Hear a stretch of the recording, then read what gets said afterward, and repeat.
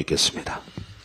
네, 올해 노벨 경제학상을 3인이 받았는데 국가 간 번영의 차이를 연구한 실적을 인정받았다고 합니다. 이들은 국가의 성공이 포용적 정치 경제 제도에 달려 있다라고 주장했습니다. 그리고 포용적 제도를 선택한 대한민국을 대표적인 성공 사례의 하나로 꼽기도 했습니다. 그런데 과연 현 윤석열 정부 정책이 이에 부합하느냐라고 한번 비교해 보면 그렇지 못한 것 같습니다. 예를 들면 이렇습니다. 빚을 못 갚는 자영업자가 또 늘었습니다. 고물가에 소비자들은 먹는 거, 입는 거 다 줄이다 보니 장사는 안 되는데 재료비, 인건비는 계속 오르니까 결국 장사가 될 수가 없습니다.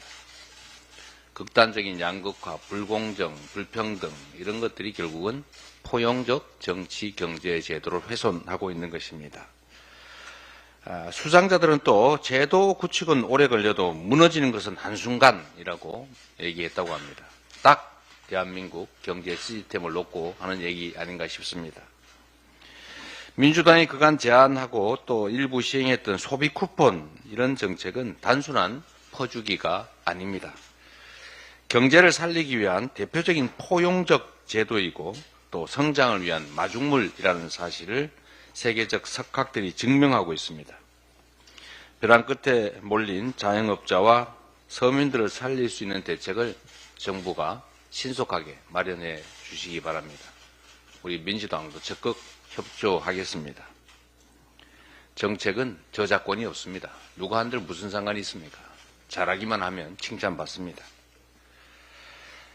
오늘 윤석열 대통령과 한동훈 국민의힘 대표의 독대인지 면담인지 잘 구별이 안 가는 회동이 있다고 합니다.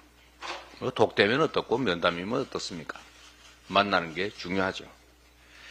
지금 국민과 나라의 삶 전체가 백척간두입니다. 오늘 두 분이 만나시는데 변명, 요식행위로 끝내지 마시고 전향적이고 긍정적 결과를 만들어내시기를 바랍니다. 국정기조의 전환이 꼭 필요한 시점입니다. 우리 한동훈 대표께서 대통령을 잘 설득하셔가지고 국정기조의 전환을 이끌어내시기를 기대합니다. 그리고 정치를 다시 살리는 좋은 계기가 되기를 바랍니다. 한동훈 대표님 면담 잘 하시고 좋은 성과 내시고 또 기회가 되시면 우리 야당 대표와도 한번 만나시기를 기대합니다. 안타까운 얘기가 계속 들려옵니다. 그제인가요? 급성 복막염 환자가 응급실 뺑뺑이를 돌다가 또 사망했다고 합니다. 뺑뺑이 사망자가 지금 계속 늘어나고 있습니다. 이게 세계적인 의료 체계를 자랑하던 대한민국 맞습니까? 우리는 그 이전에도 병원이 환자를 거부해서 길바닥에서 죽어갔다 이런 얘기를 들은 바가 없습니다. 그런데 의료개혁을 하겠다고 하는 이 상황에서 환자들이 병원을 찾지 못하고 길가에서 앰뷸런스를 타고 뺑뺑이를 돌다가 죽어간다는 게 이게 대체 말이 됩니까? 의료개혁은 결국 사람을 살리자는 것 아닙니까? 사람을 살리자는 게 결국 사람을 죽이고 있습니다. 국민들이 무슨 죄입니까? 복막염 환자가 뭐 잘못했습니까? 그 가족들은 어떻게 할 겁니까? 그 억울함은 어떻게 해소합니까? 2,000명 뭐 그리 중요합니까? 대화 주제가 뭐 그리 중요하겠습니까? 신속하게 의사단체들하고 대화하십시오. 2025년 정원 얘기 하다가 안 되면 할 수 없고 얘기는 할 수 있는 것 아닙니까? 그걸 대화 주제로 삼을까 말까를 가지고 지금 만남이 되네 안 되네 이러고 있다는 게 이게 합리적인 사회입니까?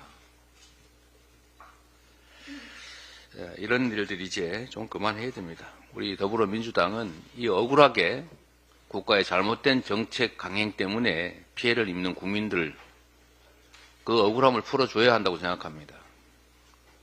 지원이든 보상이든 필요하면 입법이라도 해서 이 억울한 뺑뺑이 사망자들 그 가족들의 억울함을 풀어주도록 더불어민주당이 최선을 다하겠습니다.